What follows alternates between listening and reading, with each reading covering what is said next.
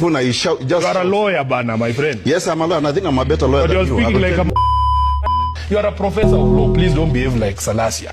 Read the document so that you understand and explain to your people what it says. I am telling you, Ekuru, you have what we call delusions of grandeur. Nobody wakes up thinking about Ekuru or Third Way Alliance. We let you run alone in a repeat election. You came up with 18,000 votes. That's a third of the votes that I got in Kileleshwa ward. You know what? I am happy in my small outfit called Third Way Alliance because we are principled. We? Yes, we are. Yes. No. You cannot use plural, but I say I am principled. There is no obligation on our part to speak about the successes of the government. They also have mouths. Let them go out there. They have a government spokesman. They have cabinet secretaries. They have parrots like him. Let them talk about those successes.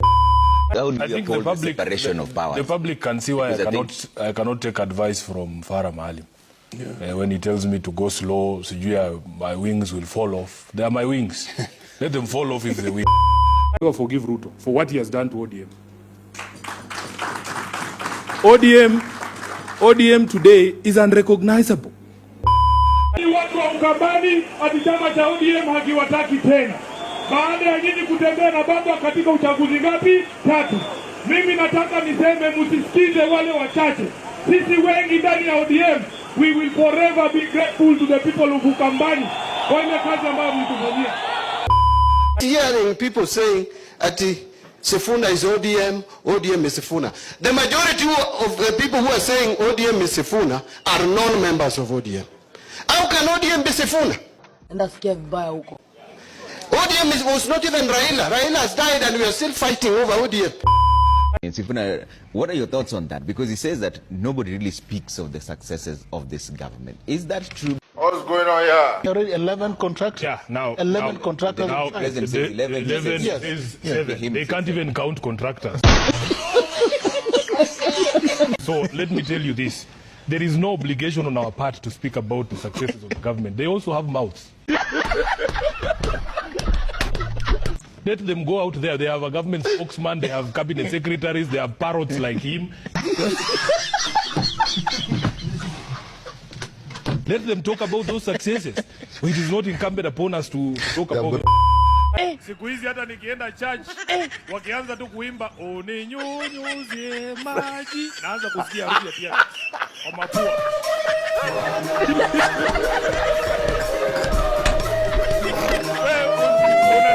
Unaleta uchungu.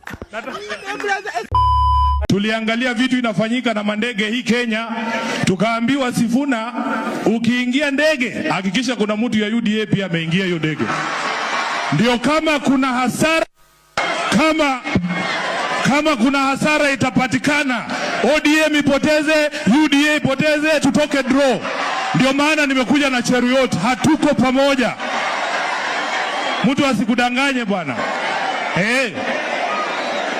Niseme nisiseme. There are some people who want to appoint themselves supervisors, as if we met the commitment to them. We did not make the commitment to them. We met the commitment to them. A few moments later. I want to clarify, make it very clear that I am the supervisor that the president was talking about yesterday of this, the implementation of the MOU. I wrote it. I know it by hand. He didn't read it because I'm the one who took it to him. He didn't read it. So I am the one who will supervise. I want to clarify, make it very clear that I am the supervisor that the president was talking about yesterday of this, the implementation of the MOU. I wrote it. I know it by hand. He didn't read it because I'm the one who took it to him. He didn't read it. So I am the one who will supervise the implementation of that MOU. And I was made supervisor by my boss, Raila Amolo Odinga. If you want him to fire me as a supervisor, you talk to him. He's in Bondo. Yeah. I think the public can see why I cannot take advice from Farah Maalim. Yeah. When he tells me to go slow, my wings will fall off. They are my wings. Let them fall off if they will. But I will move at the speed that I'm moving with. Because I want to tell you, Farah, it is possible for a president to govern in accordance with the law. You are saying things that do not even exist, and I want to advise you to leave the law to the lawyers. Because can I just remind you one thing? Can I just remind you something? Let me Just finish. write it down, Farah. I have said I've refused all your advice. Because I can see you are speaking from a position of severe ignorance. Watu wa Ukambani ati chama cha ODM hakiwataki tena. Baada ya nyinyi kutembea na baba katika uchaguzi ngapi? 3. Mimi nataka niseme msisikize wale wachache. Sisi wengi ndani ya ODM, we will forever be grateful to the people of Ukambani kwa ile kazi ambayo mlitufanyia. Jambo la pili, wanajaribu kufukuza katibu wa baba. Mimi nimewaambia hata wakinitoa kama FC, baba hatawahi kuwa na katibu mwingine. Mimi ndio wa mwisho. Mimi ndio wa mwisho. Ndio. Tuendelee tusiendelee? Wangapi wanasema urafiki ya ODM na Ukambani iendelee hapa nione? Iendelee. Jambo la mwisho, ile kitu inaniletea shida kubwa ni mimi nimesema afadhali hata tuwache tu, lakini Kasongo hatumpatii kura. Haiwezekani. Hata kama watu wameisha hii Kenya, hata kama wanaume hawako, situkuje basi tuchukue mama mboga hapa Mkuyuni, tuweke yeye akuwe rais. Kina mama hoye, wamama mnaweka hamwezi. Wangapi wanasema Kasongo aende nyumbani? Asanteni sana. I will forgive Ruto for what he has done to ODM. ODM today is unrecognizable. ODM is unrecognizable. We used to be the party that fights for the people. We used to be the ones representing the interests of the people. Can you really see the representation of the people in those dances we are being shown on TV called Linda Ground? And that is the doing of William Ruto. He has supplied resources outside party channels to be able to destroy the party that is ODM. Those of us who still believe that this great institution cannot go down will continue to stand and fight. Some of you, I hear you telling me, oh, Sifuna, leave ODM, you go and form another party. We are not leaving ODM. This party belongs to all of us. We have to fight for this party, bwana. Watuue tu kama watatuua, lakini tutakuwa hapo ndani. Baba hakulea waoga, as I've told you. And we have all contributed to the standing of the party. You cannot tell Karoli to leave ODM. He's the owner of ODM. We are all owners of ODM. All of you who pay taxes. ODM is a taxpayer-funded institution. All of us have a stake. Even if you're not a member of ODM, you have a responsibility to fight for these great institutions of democracy, such as political parties. So therefore, I want to just give a few people from this side. We have had a lot from men in suits. Let us have some female voices as well. And we want to start with the president. You know, there's a president here. Mheshimiwa Rais. Unaweza kupatiwa mic hapo ndio tuende kwa haraka, because if we walk too much, we might take a lot of time. Madam President, you have... What would you tell like Ruto if you want to tell him something? Let's assume that he's listening to you. I don't think anaweza nisikiza. Niliwaambia siku moja kwa TV, hata nikitumwa na Yesu mwenyewe, acha wewe. Nimwambie tu ndio, hata nikuwe na cheat cannot kameandikwa na Yesu. Mwambie Ruto, sikiza huyu boy. Haizi nisikiza. Because unajua sisi wameshatu profile, wametu blacklist, wanaona watu kazi yao ni kuongea tu, kazi yao ni kupinga, kazi yao hakuna kitu positive wanaonanga. But mimi ile kitu moja naweza mwambia, sikiza watu bro. Just listen to people, because people are not unreasonable. People are not unreasonable. If you just talk to them, wanakuambia yes, tumeona point, but can we have this thing done in a way that is humane? Kama watu wa most of these states hawasemi wanapinga mradi ya kujenga, wanasema tu tusikize. But hii ya saa hii ya kutumia kifua, ati wapende wasipende. Umepatiwa court order, wanasema wasibomoe nyumba, lakini msana kuja na grader usiku. Where is supposed to go? Kibe. That's why we are saying these people, politicians are not the same. Kuna watu walizaliwa kuwa na roho ya Farao. Ndio maana mimi niko bold enough kusema Ruto atakuwa one term president. Juu wananchi wanatuambia, you burn the country down so that you can be king of the ashes. Hapana. You want to be ruling over people who have given you a mandate, and wewe mwenyewe uko na hiyo confidence ya kwamba uko na legitimacy ya wananchi. Ndio unaona hawa watu wanakaa uoga hivi because they know they don't have the people's legitimacy. Hapana. Ile machinery rooms yako nayo amwezi. Machinery ni nini? Amwezi hack. Kama mule bwana president. Nakwambia sasa, wacha nikwambie kitu wenye watu wa UDA wajui. Unajua reversal of roles. They are in the exact position we were. Ile kiburi tulikuwa nayo ndio wako nayo sasa. Hiyo machinery unaongelelea ndio walikuwa nayo. Ndio tulikuwa nayo sisi. Si tulianguka. So what are you saying? The same lesson that he tried to teach will be taught to him. Kwa sababu huwezi fika mahali ukuwe na hiyo kiburi ya kusema wapende wasipende. Hiyo ndio kitu wananchi wanachukia. In fact kitu watu wana hate ni wewe kujionyesha. Kwa siku hizi nasikia anaitwa mfalme. Mfalme? Bro, mfalme ni Joe. Sio watu DJ Joe. Sio, hakuna mfalme mwingine mimi najua. Sasa yeye anajiita sasa mfalme. Si mfalme. Kuna hii tabia ya watu kutaka praise juu ya kufanya job yako. Unajua? Unafaa praise juu ya kitu extra umefanya. Si ile job unalipwa kufanya.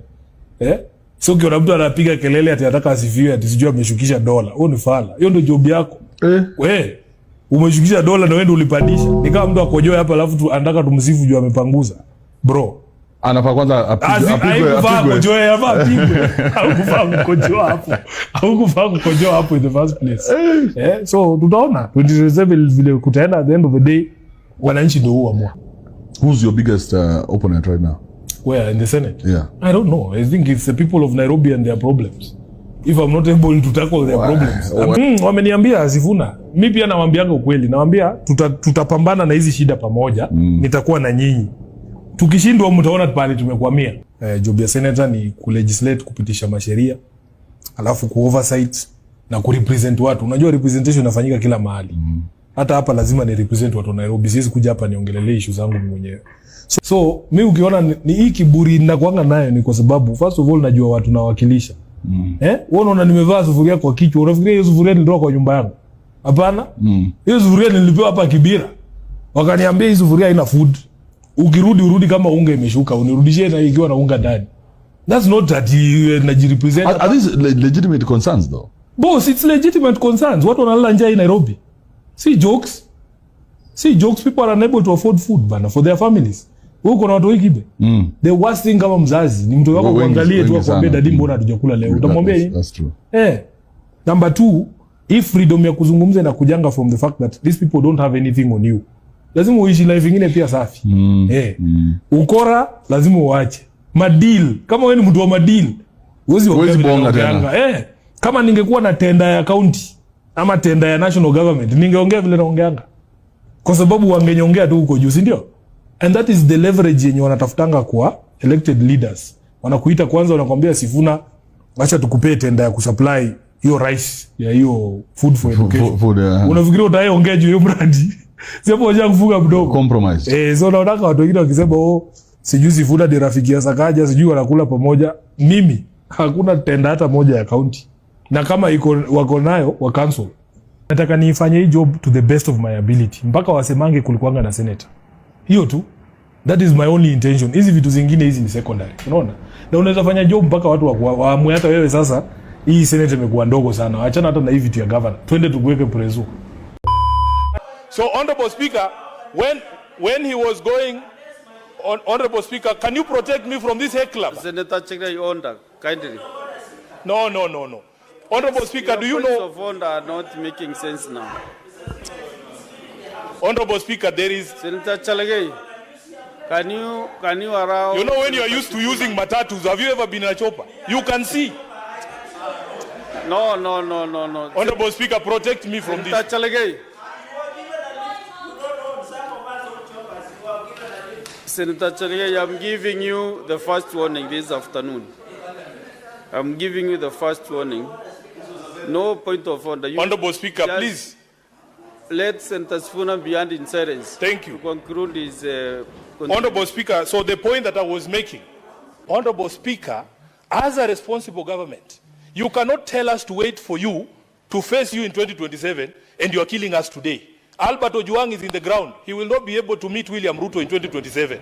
So if we stopped, all of us, if all of us agreed, all of us should agree All of us should agree. Honorable Speaker, please don't stop me. You are now contravening standing on the 121. Now the Speaker himself is interrupting me. Standing on the 121. Avoid mentioning names of state officers. I warned you. I cautioned you.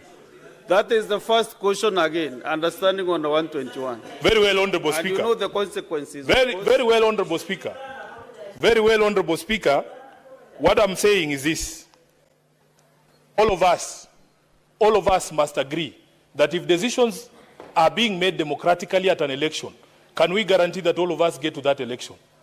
Because you can't tell me to wait for you at the ballot and then you make sure I don't get there. Is Albert Ojwang supposed to vote from the grave? There's no such polling station. So when you talk about a state officer standing up and saying you can shoot people, as if people don't die from gunshot wounds. Honorable Speaker, we saw Rex Masai, the young man who was killed during the protest, was shot in the leg. So how can you tell people to shoot people in the leg as if those injuries are sustainable injuries? So, Honorable Speaker, we want to make it very clear that as a country, we have totally lost our way. And we will not have a conversation with someone telling us to wait for 2027 when he's not giving us a chance to get to 2027. He has become an existential threat for this country, and he must go as soon as possible. I thank you. Don't shout. You know, I can even decide to donate my time to you because you have what we call warped logic. What you are trying to explain, it doesn't make any sense. And Kagusha, I wish you were sweating like this on the floor of the House to defend the positions you took. For instance, to explain to Kenyans why you think the people of Mukurweini deserve to pay housing levy, to pay extra on fuel. The people of Mukurweini expect those roads. Just a minute. Let him finish. The people of Mukurweini expect those roads because they already were paying taxes. What they are protesting is extra taxation at a time when they are finding it difficult to survive. You are saying you are surviving. But the people of Mukurweini are not surviving. They are barely hanging on.